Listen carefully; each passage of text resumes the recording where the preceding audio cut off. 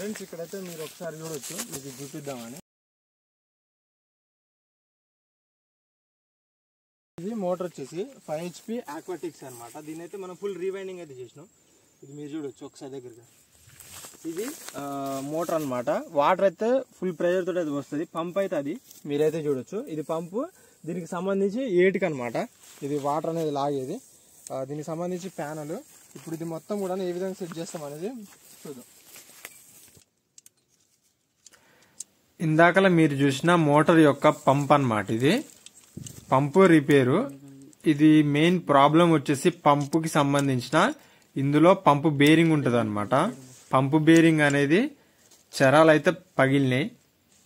Bearing అనేది మనం తీసి కొత్త బేరింగ్ వేయడానికి అయితే ఇక్కడ ఈ ప్రయత్నాలన్నీ జరుగుతున్నాయి. దాని ఇంప్లేర్ కాంచెల్లి మొత్తం కూడాను అన్ని కూడాను రిమూవ్ అయితే చేయడం జరుగుతుంది. షాఫ్ట్ అనేది ఇవ్వాల్సి ఉంటుంది అనమాట బయటికి. దానికోసం అయితే ఇవి మొత్తం కూడాను రిమూవ్ అయితే చేయడం జరుగుతుంది. బేరింగ్ కప్స్ యొక్క బొలొట్లు, అలానే ప్యాకింగ్ తాడు, అలానే ప్యాకింగ్ తాడు ప్లాంజీ అన్ని కూడాను తీసినాం.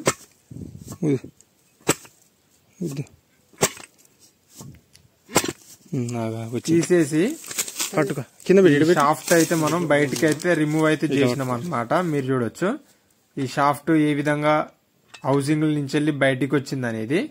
ఇప్పుడు మనకి వర్క్ అనేది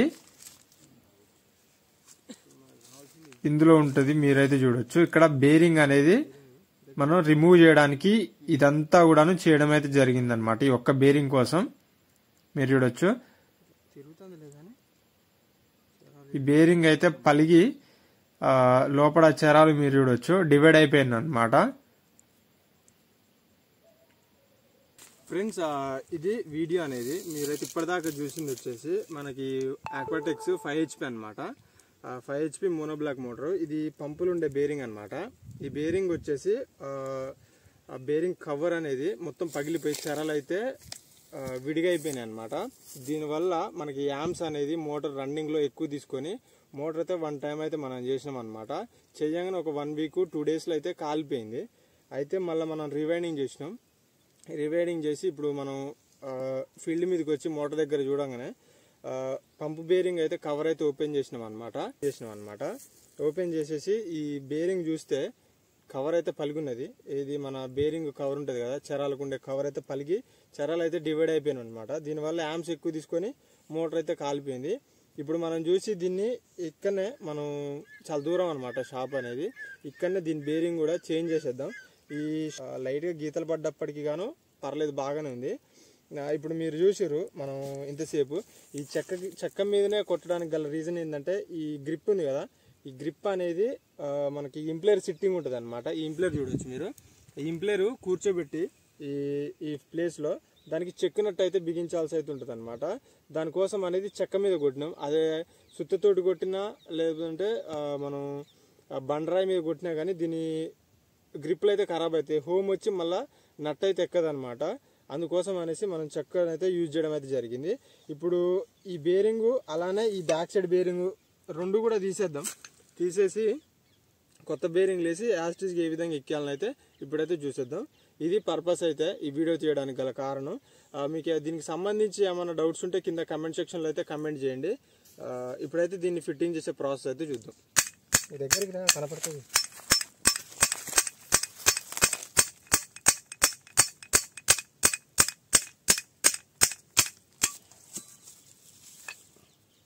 ఓకే, ఇది బ్యాక్ సైడ్. ఫ్రెండ్స్ ఫైనల్గా అయితే మనం ఒక బేరింగ్ అయితే చేంజ్ చేస్తాం అనమాట. కిందదైతే పర్లేదు. మనం అనుకున్న బేరింగ్ అయితే రిమూవ్ చేసిన తర్వాత మళ్ళా కొత్త బేరింగ్ ఎక్కించే ప్రయత్నంలో భాగంగా అన్ని కూడాను క్లీనింగ్ అయితే చేస్తున్నాం అనమాట. అన్ని క్లీనింగ్ చేసుకున్న తర్వాత ఈ హౌసింగ్ లో మనం ప్యాకింగ్ తాడు ఉంటది కదా, ఆ ప్యాకింగ్ తాడు కానివ్వండి, ఆయిల్ సీల్ కానివ్వండి, ఆయిల్ సీల్ కి అలానే బుష్ కి అయితే ఎటువంటి ప్రాబ్లం అయితే లేదు. ఈ ప్యాకింగ్ తాడే మనం పాతవన్నీ కూడాను రిమూవ్ చేసేసి మళ్ళా కొత్త ప్యాకింగ్ తాడు వేయడానికి గ్రీజ్ అయితే హౌసింగ్ లో అయితే పెడుతున్నాం అనమాట. ఈ మోనోబ్లాక్ మోటార్లకి ప్యాకింగ్ తాడు ఎంత అవసరమో దానికి సంబంధించి ప్యాకింగ్ తాడుకి గ్రీజ్ అనేది అంతే మస్ట్ అండ్ షుడ్ అని చెప్పేసుకోవచ్చు. ఎందుకంటే మోటార్ నడుచుట్లో ఆర్పిఎంలో మనకి షాఫ్ట్ అనేది ఓవర్ హీట్ కాకుండా గ్రీజ్ అనేది యూజ్ అవుతుంది అనమాట. ఇక్కడ బేరింగ్ 6307 బేరింగ్ అయితే మనం తీసుకొని రావడం అయితే జరిగింది అనమాట. ఇది బేరింగ్ అయితే మనం షాఫ్ట్ కి ఎక్కిస్తున్నాం, మీరైతే చూడొచ్చు.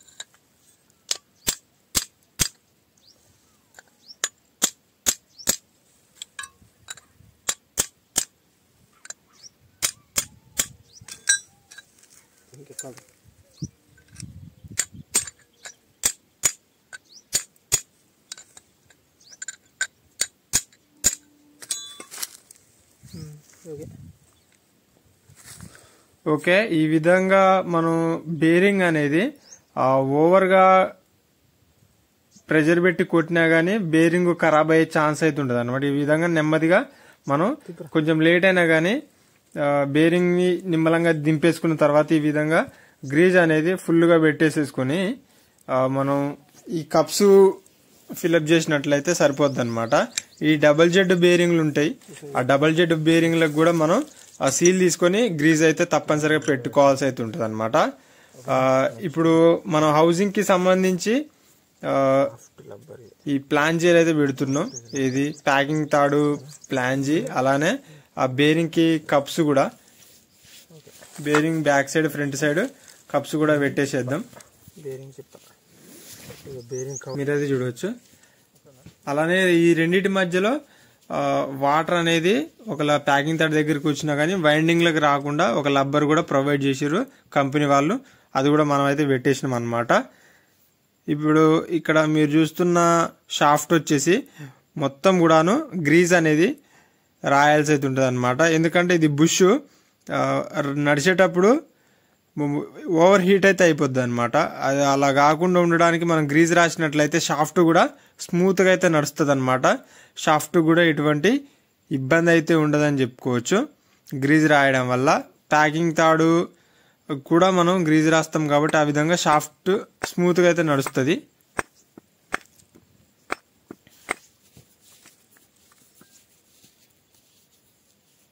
ఫ్రెండ్స్, ఇక్కడ మీరు చూడొచ్చు మనం షాఫ్ట్ అయితే ఈ విధంగా చెక్కతోటి సహాయంతో కొట్టడం అయితే జరుగుతుంది. బేరింగ్ సగం అయితే దిగింది, ఇక మిగతా సగం కూడా మనం బేరింగ్ అయితే దింపేస్తున్నాం అన్నమాట. మీరు చూడొచ్చు.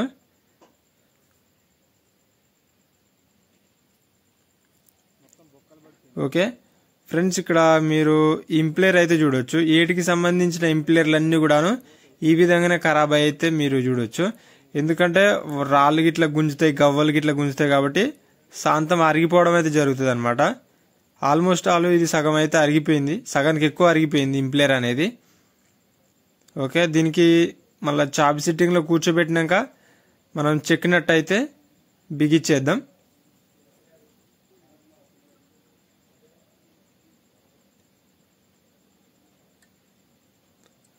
ఓకే ఫ్రెండ్స్, ఈ విధంగా మనం చాబ్ సిట్టింగ్ లో కూర్చోబెట్టి ఈ చెక్కినట్టు అనేది ఫుల్ టైట్ అయితే చేసేద్దాం. ఎటువంటి ఇబ్బంది అయితే ఉండదు అనమాట. మనం బేరింగ్ వేసినాం, దానికి సంబంధించి ప్లేట్లు కూడా అన్ని అందులో పెట్టేసి షాఫ్ట్ని అయితే ఎక్కించి ఇంప్లేర్ కూడా టైట్ అయితే చేసినాం అనమాట. ఈ ఇంప్లేర్ టైట్ అయిపోగానే మనం నెక్స్ట్ ప్యాకింగ్ తాడు అయితే వేయాల్సి అయితే ఉంటుంది అనమాట. ఇక్కడ మీరు చూడొచ్చు, ఈ ప్యాకింగ్ తాడు అనేది మనం ఈ షాఫ్ట్ రౌండ్గా మెజర్ చేసుకొని దాన్ని బట్టి మనం మొత్తం అయితే ఫిలప్ అయితే చేయాల్సి ఉంటుంది అనమాట. ఈ విధంగా ముక్కలు కొట్టి మొత్తం ఈ విధంగా నల్లగొట్టి అయినా వేయచ్చు, లేదంటే ఈ విధంగా ముక్కలు చేయకుండా మొత్తం కూడాను నల్లగొట్టి రౌండ్గా అయితే ఎక్కించవచ్చు అనమాట.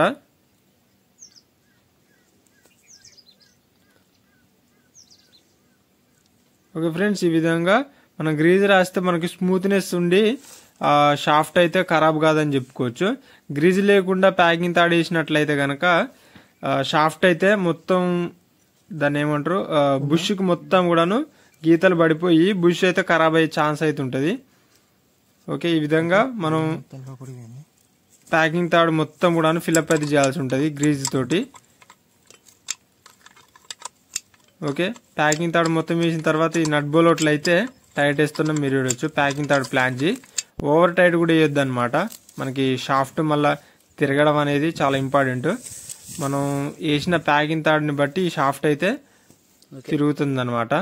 మీరు చూడొచ్చు. అంత పర్ఫెక్ట్గా ఓకే అనుకున్న తర్వాత మనం ఇక్కడ పంపుకైతే ఈ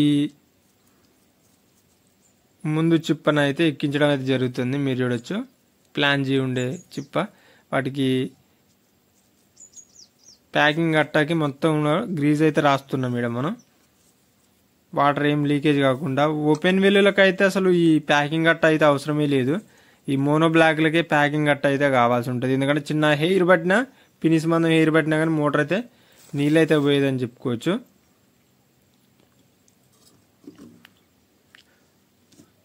ఓకే ఫ్రెండ్స్, ఇది మనం ఈ విధంగా అయితే సెట్ చేసినాం అనమాట. ఇది కూడా పర్ఫెక్ట్గా అయితే సెట్ అయిపోయింది. బుల్లెట్లతోటి మొత్తం కూడా టైట్ వేసేద్దాం రేంచులతోటి. ఓకే ఫ్రెండ్స్, ఒకసారి మొత్తం అంతా ఓకే అనుకున్న తర్వాత ఇక మనం ఈ సెక్షన్ అయితే మీరు చూడవచ్చు. 4 ఇంచుల సెక్షన్ ఉన్నది. మొత్తం డెలివరీ వచ్చేసి 3 ఇంచులు ఉన్నది. కాకపోతే పంపు మాత్రం హెవీ పంపు మీరు చూసుకోవచ్చు. వాటర్ మాత్రం 4 ఇంచుల పైపు నిండాగా ఫుల్గా పోస్తుంది అనమాట. మీకు లాస్ట్ చివర్లో చూపిస్తా, అదైతే చూసేయండి మోటార్ ఏ విధంగా వాటర్ పోస్తుంది ఏంది అనేసి.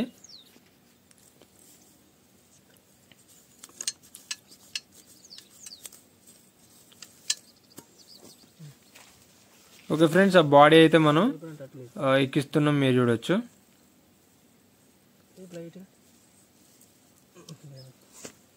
రివైండింగ్ చేసిన బాడీ.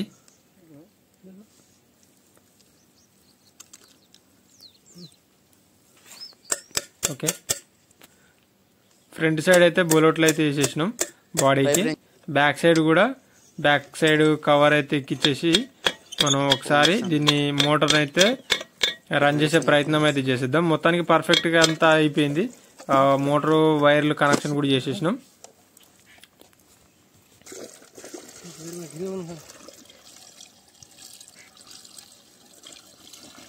ఓకే, అంతా అయిపోయిన తర్వాత వాటర్ అయితే ఒక బకెట్ బట్టిని ఫిల్అప్ చేసేసి మోటార్ అయితే ఆన్ చేద్దాం.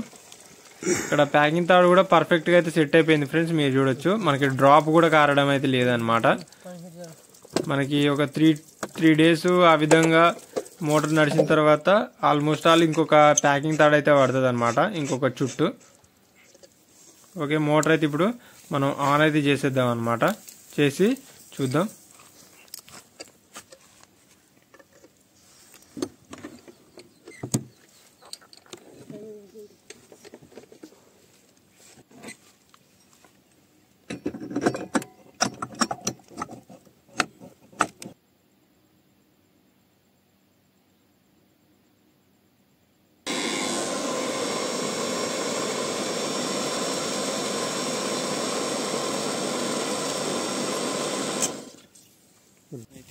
ఓకే ఫ్రెండ్స్, ఆ మోటార్ అయితే పర్ఫెక్ట్ గా అయితే వర్కింగ్ లో అయితే నడుస్తుంది అనమాట.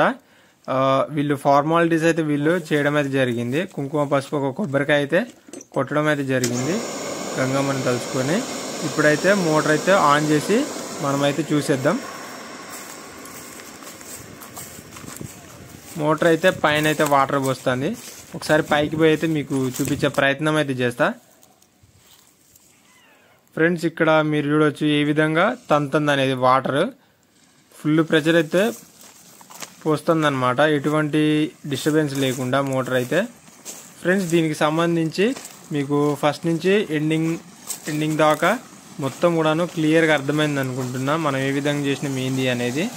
దీనికి సంబంధించిన ఇన్ఫర్మేషన్ అంతా మీకు అర్థమైనట్లయితే, దీనికి సంబంధించి ఏమన్నా మీకు అర్థం కాకున్నా కానీ నాకు కింద కామెంట్ సెక్షన్లో అయితే కామెంట్ చేయండి.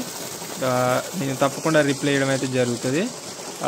ఫ్రెండ్స్, ఇంతవరకు వీడియో నచ్చితే తప్పకుండా లైక్ చేయండి, షేర్ చేయండి, సబ్స్క్రైబ్ చేయడం మాత్రం మర్చిపోకండి.